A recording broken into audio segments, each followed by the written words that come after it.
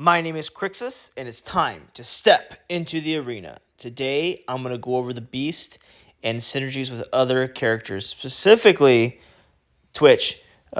Beast, I've unlocked majority of his abilities through betas and gammas.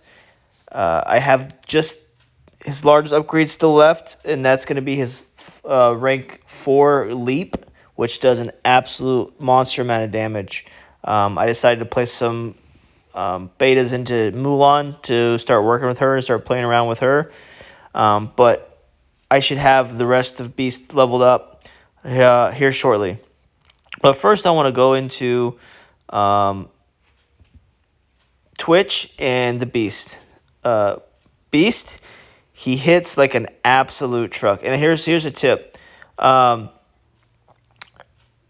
rank 4 basic of Belle is actually one of the best abilities in the game, because she boosts Beast's attack power when he does his basic. She calls him. When he's in the rose state, where he has roses, he doesn't really hit terribly hard, even at his max rank. But when Belle calls, that modifier hits his basic, and he absolutely hits like a monster. It's even compounded once he is empowered. And that's, I think, a really good tip for anyone that is struggling with Beast and to get him to where he needs to be. Beast is definitely a character that you have to have most of his abilities, if not all of his abilities, unlocked for him to be somewhat viable. Once he has those things unlocked, he's an absolute monster. Belle, basically her basic, and then obviously her leadership is going to be really good, because I think her basic, once it's all the way leveled up, could be one of the best leaderships in the game. For example, like you could have Beast and Belle, you could have Miguel, right? And you could have Bubbles, Hero, and then an off tank, for example, Donald Duck, because Donald Duck has 43% tenacity at max level. And you add on 15% more Belle tenacity lead, it is that 58%. Plus, you add another 15% for roses if she gives him roses. So you're at 73% tenacity. And also, he can get more than that, because he can get another 5% if another rose goes onto him based on Belle's level 2 leadership. And then Miguel's double unstoppable. And then the Beast's double harmful immunity for him and Belle. You could have some really good synergy and a really good survivability composition. You could even swap out Hero and Bubbles for like Mulan and just get some more damage, or Sven. Shout out to Cozy Gamer. He on stream the other night, he had a Sven comp, and it absolutely was a monster. Being able to absolutely crush. So really good job on that, Cozy. Now let's talk about Stitch and how he fits into the synergy with Beast and Belle. The synergy is he hits like a truck, and Beast can just basically be a finisher, or an instigator for Twitch to be a finisher. If you didn't know, a T8 Stitch can whittle down teams before he even takes a turn with his counterattacks. So if you're playing a non-Beast team, you could use your hero upgrade to Stitch, and Stitch could use his tongue ability and almost one-shot a tank. I've actually one-shotted Baymax on a crit, and you give that important crit power down ability as well, and that's double slow. So Stitch can really set him up, and then you're going to get some follow-ups on a Baymax or any other BH6 team when they gain their charges, and he can pretty much take like 20% of their life in the opener from his auto attacks alone. And then you can pretty much have Beast go around just whacking people, and you can get really far ahead. As you can see in these videos, look at that. Beast is empowered, and he's hitting for 9K on 2 hits, and I've gotten it up to, when he has attack power up, like 7,000 and some change per hit. So times 4, he's doing like 29K basics. And I've seen it crits up to 36K on a set of basics if you have guaranteed crit up or vulnerable. But Stitch is really powerful too, because his heal, people will try to focus Stitch rather than focus Beast, because they know Beast's tenacity is so high. But the thing is Stitch takes damage.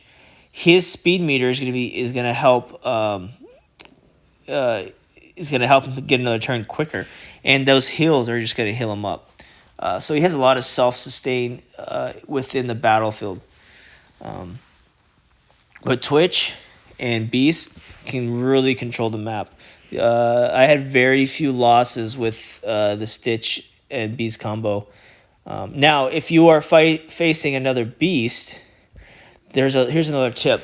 Don't speed boost Beast if you're doing an upgrade on Beast.